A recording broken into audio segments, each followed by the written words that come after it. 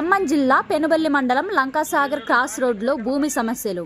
2006లో Renuka Chowdary parliament సభ్యులుగా ఉన్న సమయంలో ఎంపీ నిధులతో సర్వే నెంబర్ 163A/1 అనే నెంబర్లో ఎస్సీ కమ్యూనిటీ భవనం నిర్మాణం జరిగింది.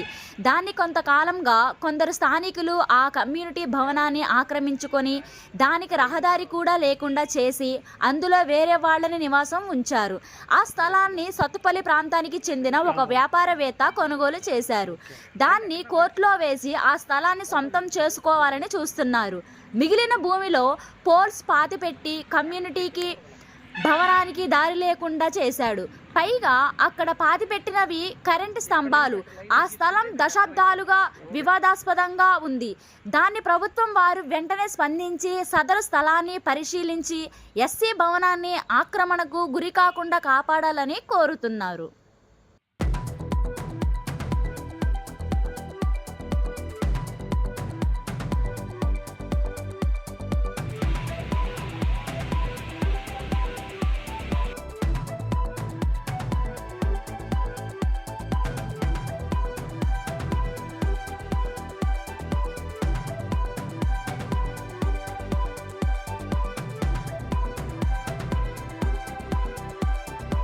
హరికృష్ణ చౌడవరం వాస్తవ్యులు వాళ్ళు ఇక్కడికి వచ్చి ఇల్లు కట్టుకొని టైర్లు కొట్టుకొని నివాసం ఉండటం జరుగుతుంది.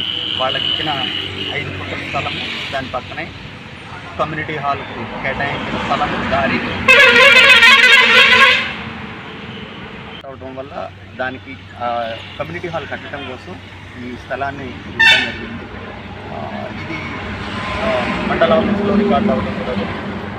ఈ స్థలాన్ని నాన్నగారు అమ్మగారు చనిపోయిన తర్వాత అన్నయ్య కాంతారావు ఇక్కడ ఉండేవాడు, అతను కూడా యాక్సిడెంట్లో చనిపోయిన తర్వాత ఈ స్థలంలో మేమెవరూ ఇక్కడ నివాసం ఉండని కారణంగా ఆ స్థలాన్ని కబ్జా చేయడానికి కొంతమంది శక్తులు అక్రమ రిజిస్ట్రేషన్లు, డబుల్ రిజిస్ట్రేషన్లు రకరకాలుగా చేసి ఈ స్థలాన్ని ఇప్పుడు 12 సంవత్సరాల నుంచి కోర్టులో నడుస్తుంది. దాంతోపాటుగా ఈ కమ్యూనిటీ హాలు మా నాన్నగారు ఎవరికైతే స్థలం ఇచ్చారో 5 కుంటల వికలాంగుల ఫ్యామిలీ ఆ స్థలాన్ని కూడా కబ్జా చేయాలనే ప్రయత్నం జరిగింది.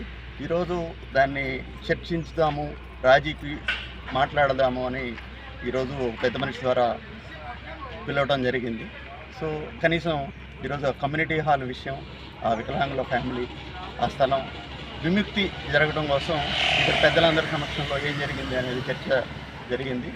ఆ స్థలం అయితేనేమి, కమ్యూనిటీ హాల్ దారి విషయాలు అయితేనేమి ప్రస్తుతానికైతే విముక్తి వచ్చిందని నేను భావిస్తున్నాను.